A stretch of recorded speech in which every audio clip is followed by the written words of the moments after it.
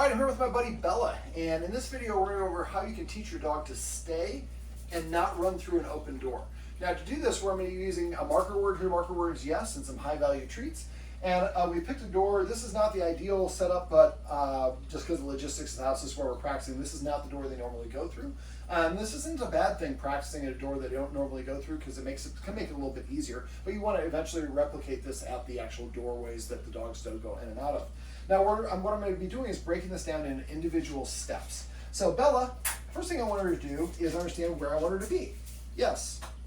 So you might want to come up with a cue for this. So we might call it position. So if I want to do position, I'll throw a treat to get her to move away, which normally you don't have to do, just wait for them to lose interest. There you go. And since I'm pretty sure, you shouldn't say cue unless you're 90% certain. Position, yes. And then I give her the treat. It's right here, sweetie. I put it in your mouth, that was on you. Position, yes.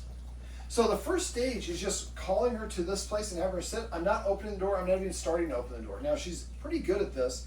So, and this is a door, like I said, they normally don't go through, so it's easier for her to do this. So the first thing I'm going to do is, I've got to treat my hand, which I shouldn't do. Now I've got a treat pouch, these are very helpful. So let's do one more and we'll kind of start it off right from the start. So, Bella, position, yes. Now I'm going to reach for the door. See how she lurched? That's why we don't go all the way. So I'm just going to reach a little bit, pull back, yes, and she gets a treat. Yes, treat. Now these are separate steps. Reach, return, yes, reach for your treat, and deliver the treat. A lot of people go like this. Yes. So you want to make sure this, so you reach, pull your hand back, yes, you mark the action of the dog not trying to get up, and then you deliver the treat. What are you not doing? What's that? What are you not doing? I'm not going to the next step. I'm not touching the handle or opening the handle. I'm just doing, I want her to just get used to sitting here. David's a weirdo. He wants me to sit here, and he's going to try to reach for the door, and then afterwards he says, yes, what am I marking or not getting up? So, and every dog is unique, and there are 3 dogs in this house, so the one dog might need to practice this more than another. It doesn't mean they're dumb, it just means they need more practice. It's okay. And also make sure we have kids in the house. It's a very active house. We've given the kids something else to do so the dogs can focus on learning what we want them to do. So the next stage is I actually touch the handle. So she kind of looked a little bit, and so yes, and then I give her the treat. Yes, treat.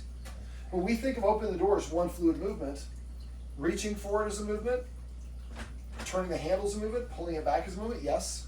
I was sloppy there, I shouldn't say yes while I reach. All right, so now I open it a little bit, close it, return, yes, treat.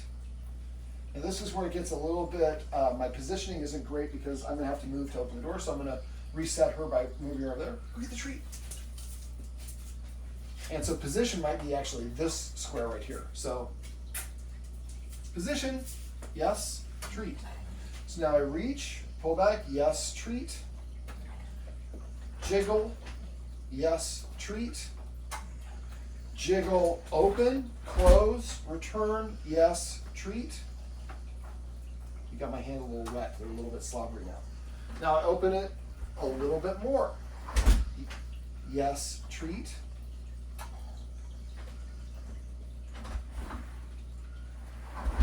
Yes, treat. Now, if she kind of oscillates or starts to get up when I get to a certain amount, let's say I get to here and she starts to oscillate, she's saying I'm getting close to my breaking point. So in that case, I would stop. Don't. You could still reward if she didn't get up, but that's your cue that you're moving a little fast. And this is probably something you're going to have to practice 5 or 7 or 10 different times, maybe a 1 minute each time. So next time I would open it maybe only that much. So if your dog struggles, back up to an earlier step and practice at that step till they're proficient at that step, then ask for a little bit more criteria. More criteria would be opening the door, jiggling it louder, things along those lines. So now I go ahead and I'm able to open it. She could run out. She's choosing not to because I'm giving her treats, but we're helping her, yes, practice the behavior that we want, which is not running through the door. Yes, treat. Now she's doing a very good job. The other dogs, at the regular door, this might be a little harder. So you heard that sound of hitting it? That probably happens a lot. Yes, treat. So you want to recreate that sound. So just because the sound happens doesn't mean that's not a starting gun. I'm not running out. So then if I want to go out, I'm going to take a step. Yes, and treat. Now most dogs want to be with us. So when we go through the door, they want to come with us. So what am I doing? I'm breaking that into an individual step as well. So now I can have my second step. And some people think this looks really remedial. That's the foundation. This is how we learn math. 1 plus 1 is 2, 2 plus 2 is 4, so on and so on. We rep that stuff and becomes a habit. So eventually, then I can kind of go, and if I want to go out, maybe I take 2 steps right there. So that, now this is again an example of I'm doing this really fast, so we have one video to see it, but you shouldn't expect to do it all in one video. Now because she did what we call a fail there, I'm going to reposition her here. Sit. Yes. I'm going to reward her with a pet. I'm not going to give her a treat because that was technically a fail. Now, I set her up to fail there because I'm doing this all in one setting, which is why you want to practice this, maybe just reaching for the door for like 12 or 20 treats, and you don't even touch the handle. Next time, you're jiggling for 12 to 20 treats. Next time, you're opening it little by little, and maybe the next time you actually start moving. So that might be 4 or 5 practice sessions over the course of maybe 1 or 2 days before you get to that point. Are you going to pay attention? Yeah. It's not that I know you're a little distracted. So, and just like anything else I shouldn't forget, dogs have good days and bad days. There might be one day where you can open it all the way, and the next day you just reach for it and she's oscillating. That's okay. It just takes a little practice. Now, if I want to actually give the dog a cue to actually go out the door, I might say, vamonos. Or whatever the word is that you want to say. And I would come up with a separate word for each dog. There's 3 dogs in the house. So her word is vamonos, the other dog is out, the other one is adventure.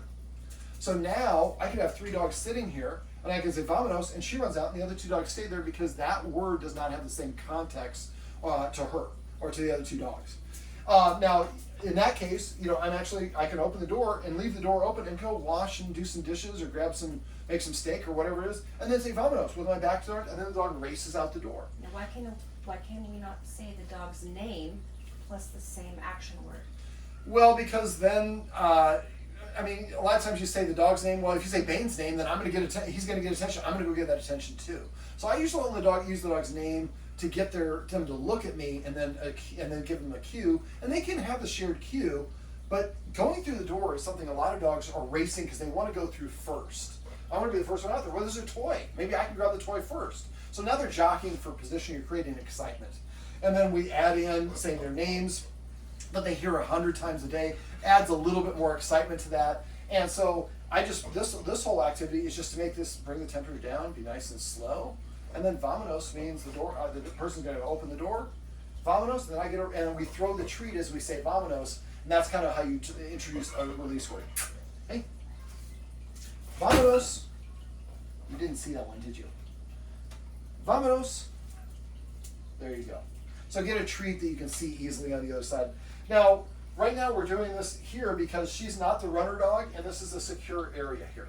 So when you're doing this, if you have a situation where you want to practice at the other door and it's one of the dogs that is a flight risk, you might have that dog on a longer lead. Maybe, and so it's like a 20-foot lead. So if the dog runs out, it's not going to be able to get further than 20 feet, and you're using that leash as a safeguard. There should be no tension on it, and maybe the leash is outside tethered to a post, and it goes underneath the door, so the dog runs out, it's still secure. And that's our safeguard to make sure that if the dog, let's say a squirrel runs by, or something else happens that's different. Now that'd be something we might work up to. Now you can't control a squirrel on cue, but we can have something that looks like a flirt pole or something like that, and they're practicing that. The dog is practicing looking out the door, seeing a stimulus, and being rewarded for sitting here and not going and getting it. And maybe if you do the stimulus, you have to be 20 feet away. And then eventually 19 feet, 18 feet, 17 feet. You make it just like this. We're breaking down into small steps, having the step is small enough for the dog to achieve the action that we want or repeat the action we want. Once they've done that enough times in a row, then we make it a little bit more difficult and work our way up to the real world situation where eventually you just come over and say place. Your door is a little squirrely. Open it, and then you're going and making a cocktail or doing some other stuff. Say vamonos, and the dog runs out the door 5 minutes later or however many. But I'm sitting here self-controlling myself because you've taught me how you want me to behave, and I know that if I behave the way that you want, there's a reward in it for me at the end. Yelling at the dog, don't do this. I'm not saying the guardian's here to do it, but a lot of common thing, people yell at the dog, or they knee the dog, or they force the dog away. Well, the dog just wants to overcome you. I want the dog to want to do the thing I want. In her case, sit. Yes. sitting here is how I'm going to achieve getting the treat, not running through the door. But we do want to somebody to see your face, so come here. You can go get that one. Bella. Well, that's actually kind of how you teach back up. Well, this is my buddy Bella, and this is how you can teach a dog to sit and wait at an open door.